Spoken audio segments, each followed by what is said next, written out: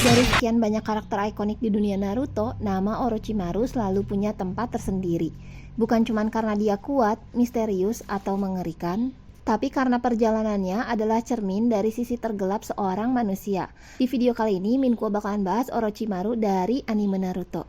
Yuk, langsung kita bahas aja. Sanjura Shomon.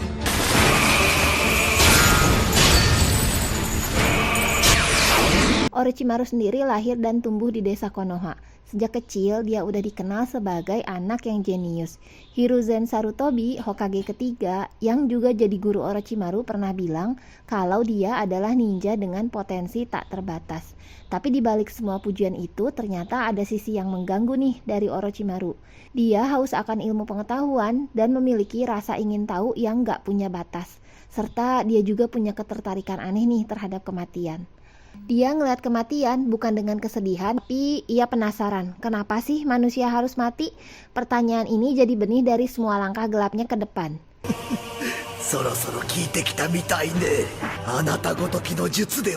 Orochimaru tumbuh bersama Jiraiya dan Tsunade sebagai murid Hokage ketiga. Tapi karakternya tuh beda banget ya. Kalau Jiraiya suka bercanda dan Tsunade emosional, Orochimaru justru tenang, serius, dan dingin. Orochimaru selalu satu langkah lebih cepat dan sayangnya juga satu langkah lebih jauh dari batas moral. Dia punya rasa ingin tahu yang ekstrim bahkan sejak ada di akademi. Orochimaru mengoleksi binatang, mengamati anatomi, dan punya buku-buku catatan penuh tentang sketsa tubuh manusia. Kalau kita jadi teman-teman ya, pasti udah takut banget nih. Tapi guru-gurunya cuman bilang kalau Orochimaru itu anak yang terlalu jenius untuk di usianya. Saat Perang Dunia Ninja berkecamuk, Orochimaru, Jiraiya, dan Tsunade dikenal sebagai Sannin legendaris. Tapi buat Orochimaru, pengakuan itu nggak berarti apa-apa. Dia nggak peduli status karena yang dia peduliin itu cuma satu hal, yaitu ilmu pengetahuan.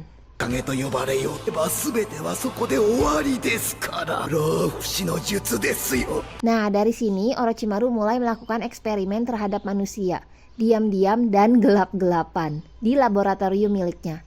Bukan buat membantu dunia ninja sih, tapi untuk mencari jalan menuju kehidupan abadi. Ratusan, bahkan ribuan orang jadi korban eksperimen gilanya. Ngeri banget ya. Dia menciptakan teknik-teknik terlarang seperti perpindahan jiwa dan teknik regenerasi tubuh. Orochimaru juga terobsesi dengan Kekkei Genkai, bahkan mencoba menyatukannya dalam satu tubuh. Semuanya demi keabadian dan kesempurnaan. Eksperimen-eksperimen ini akhirnya ketahuan termasuk oleh Hokage ketiga dan saat itulah Orochimaru jadi buronan desa. Teman-temannya mulai menolak dia dan Hiruzen terpaksa mengusir murid terbaiknya itu. Tapi lucunya Orochimaru nggak marah atau ngamuk membabi buta, dia malah bilang kalau desa Konoha itu memang terlalu sempit untuk dirinya. Sebagai guru, Hiruzen sedih, kecewa, tapi nggak tega untuk menghukum langsung muridnya. Orochimaru kabur dan sejak saat itu dia bukan lagi bagian dari Konoha.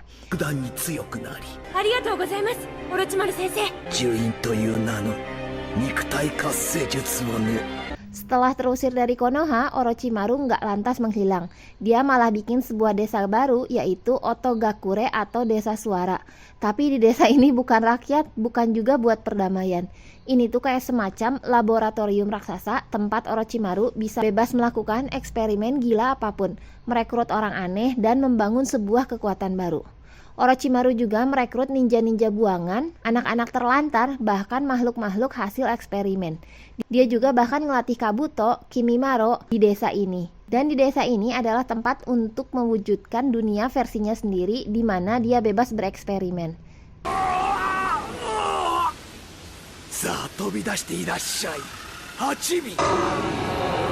Di sini kita bisa lihat banyak karakter hasil eksperimennya seperti Kimimaro, Jugo, dan Kabuto. Sebenarnya sih masing-masing dari mereka tuh ya punya cerita tragis. Mereka semua jadi bukti bahwa Orochimaru bukan cuma ilmuwan tapi juga manipulator ulung.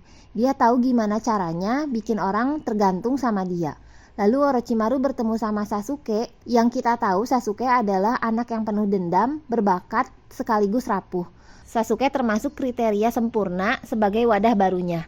Lalu Orochimaru mulai mendekati Sasuke, memberinya segel kutukan dan akhirnya berhasil membuat Sasuke datang ke Desa Suara. Tapi dia lupa satu hal, kalau Sasuke itu bukan pion. Ternyata Sasuke punya rencananya sendiri. Waktu tubuh Orochimaru melemah, dia berusaha memindahkan jiwanya ke tubuh Sasuke, tapi akhirnya malah dibalik. Sasuke menyerang balik dan malah menyegel Orochimaru di dalam tubuhnya. Untuk pertama kalinya tuh Orochimaru benar-benar kalah. Banyak orang termasuk Minkuo sih ngira kalau Orochimaru udah tamat, tapi kita tahu kalau dia bukan tipe yang gampang mati.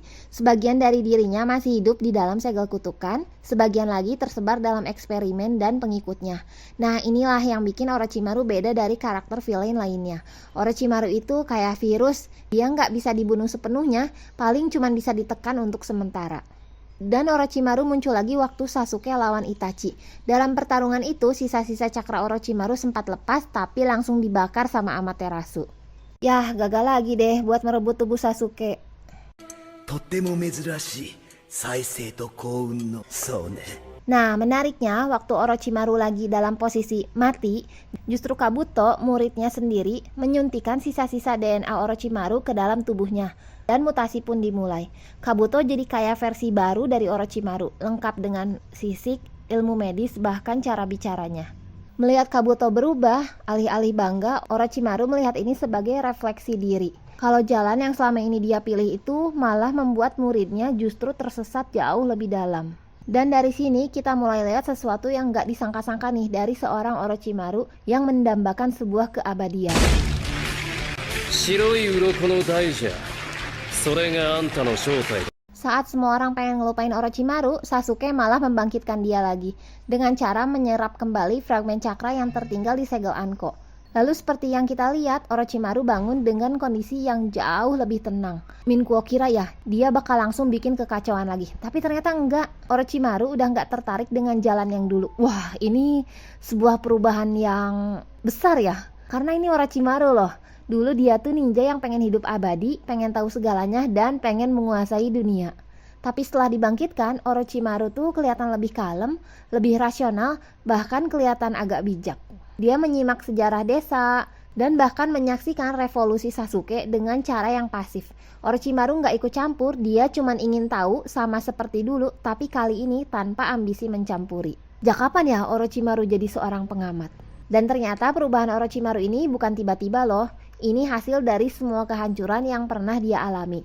Dia pernah ngerasa jadi dewa, pernah merasa punya kendali atas kehidupan dan kematian, tapi setelah dikalahkan berkali-kali, setelah tubuhnya dihancurkan, dan puncaknya setelah ngelihat muridnya sendiri jadi monster, dia mulai sadar bahwa pengetahuan bukan tentang memiliki, tapi juga tentang memahami. Dan ini adalah titik balik terbesar dalam hidupnya. Bukan waktu dia dapat tubuh baru, tapi waktu dia melepas obsesi lamanya. もの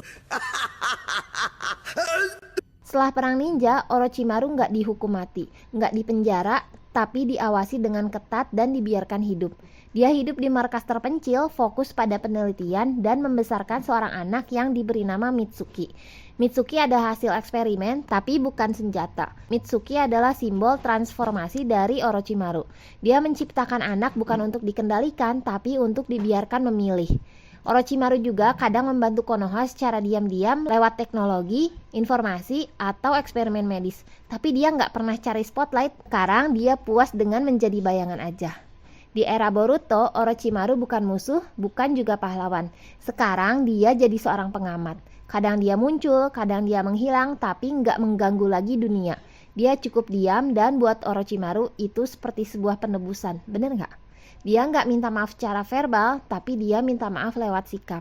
Dia juga nggak cari keabadian lagi, bahkan tubuh barunya sekarang adalah tubuh hasil eksperimen yang stabil.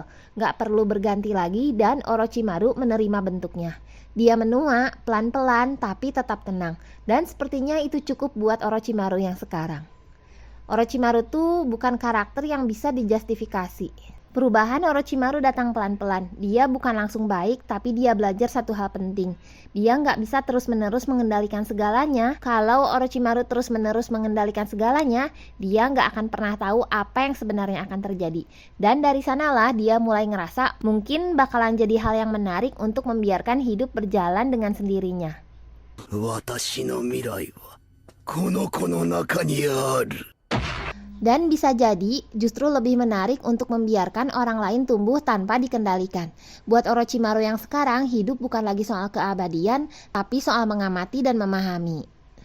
Waktu era Boruto dimulai, kita lihat Orochimaru masih eksis nih. Dia punya markas baru, gaya rambut baru, pakaian bersih, dan auranya tuh kerasa damai aja gitu. Walaupun tetap misterius sih. Tapi kali ini dia bukan ancaman, dia bukan dalang keributan. Dia cuman ya orang tua yang bekerja sebagai ilmuwan yang kadang muncul, kadang ngasih saran, kadang diem aja sambil ngeliatin dunia berubah. Tapi yang paling keren, Orochimaru tetap waspada. Dia tahu kalau dunia bisa kacau lagi kapan aja dan gak pengen buru-buru terlibat. Dia udah gak pengen ngontrol segalanya. ですよ。バカにも程がある。私は全て Bahkan Orochimaru membiarkan Mitsuki bergabung ke tim Boruto dan gak langsung ngatur setiap langkah anaknya. Kadang kita bisa lihat Orochimaru duduk sendirian, menyendiri, atau ngobrol singkat sama karakter lain. Ya meskipun mungkin dia tetap licik dan penuh rahasia, tapi nggak ada rasa haus kekuasaan dan keinginan untuk hidup abadi kayak dulu. Orochimaru sekarang tuh kayak jadi cermin masa lalunya. Dia tahu semua kesalahan yang udah pernah dibuat dan bukan yang ngelawan, dia tetap menerima itu. Buat seorang ninja jenius seperti Orochimaru, ini adalah perubahan yang besar ya. Orochimaru bisa jadi bukti bahwa karakter tergelap pun bisa berubah, asalkan mereka cukup hancur untuk belajar dan cukup berani untuk nggak mengulanginya lagi. Menurut teman-teman sendiri gimana nih? Apa ada momen berkesan saat nonton episode Orochimaru? Tulis di kolom komentar ya. Jangan lupa buat share video ini ke teman-teman kalian yang suka anime ini ya. Jangan lupa buat like, subscribe, dan nyalakan lonceng notifikasi biar teman-teman gak ketinggalan video terbaru dari Minkuo.